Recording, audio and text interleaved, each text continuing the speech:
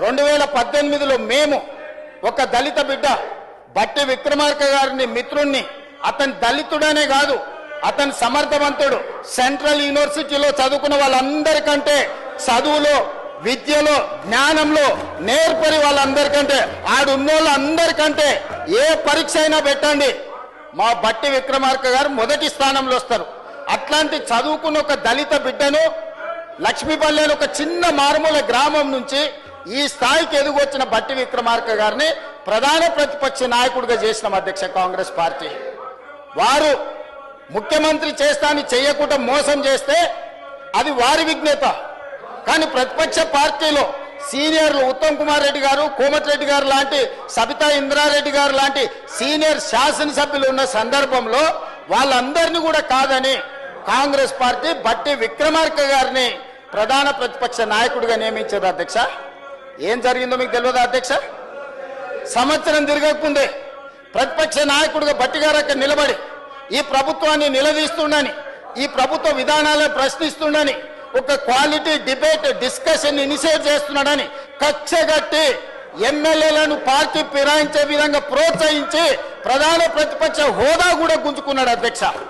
19 మంది ఎమ్మెల్యేలను 5 మంది ఎమ్మెల్యేలకు కుంచకపోయే విధంగా ఒక దళితుడు ప్రతిపక్ష నాయకుడు ఉంటే చూసి ఓర్వలేని దళితుల పట్ల తన వివక్ష, తన కక్షను బట్టి గారిని తొలగించడం ద్వారా ఆయన పైశాచిక ఆనందాన్ని పొందిండు తప్ప ఏ రోజు కూడా దళితుల కోసం వాళ్ళు కనీసమైన ప్రేమ కాదు కదా, అభిమానం కాదు కదా, కనీసం మానవత్వం కూడా వాళ్ళు ప్రదర్శించలేదు అధ్యక్ష.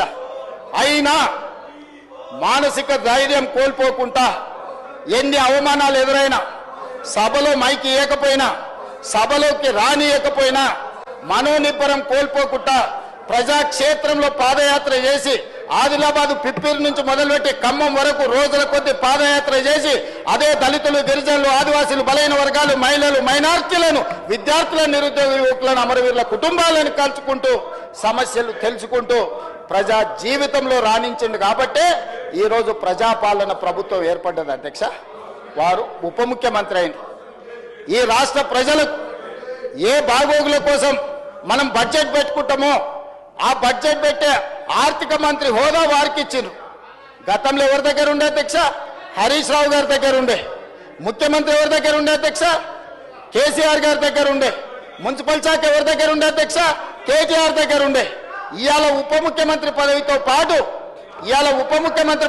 పాటు ఆనాడు దొరలు నివసించిన గడిలో ఈ రోజు పేదలకు ఈ రోజు బట్టి విక్రమార్క గారు నివసించి ప్రతిరోజు నిత్యం పేదలు దర్శించుకోవడానికి, లోపలికి రావడానికి, కలవడానికి అవకాశం కల్పించి గేట్లు బార్లా తెరిస్తే ఆనాటి ఆర్థిక మంత్రి ఈనాటి ఆర్థిక మంత్రిని అవమానించే విధంగా బడ్జెట్ ప్రవేశపెడితే నీకు చేత కాదు, నీకు అవగాహన లేదు, నువ్వు నడపలేవు. ఏం భాష అధ్యక్ష ఇది? ఏం వ్యవహారం ఇది? పద్ధత అంటే వాళ్ళు దొరలు మాత్రమే పాలన చేయగలరు, దొరలు మాత్రమే బడ్జెట్ పెట్టగలరు, దొరలు మాత్రమే దోపిడీ చేయగలుగుతున్నాం మేము అన్నట్టుగా విర్రవీగడం ఏంది అధ్యక్ష? బట్టి విక్రమార్క గారు ప్రవేశపెట్టిన బడ్జెట్లో లోపం ఉంటే బడ్జెట్లో లోపాలు చెప్పండి. వ్యక్తిగతంగా బట్టి గారిని టార్గెట్ చేసి మాట్లాడే అవసరం ఉందా అధ్యక్ష?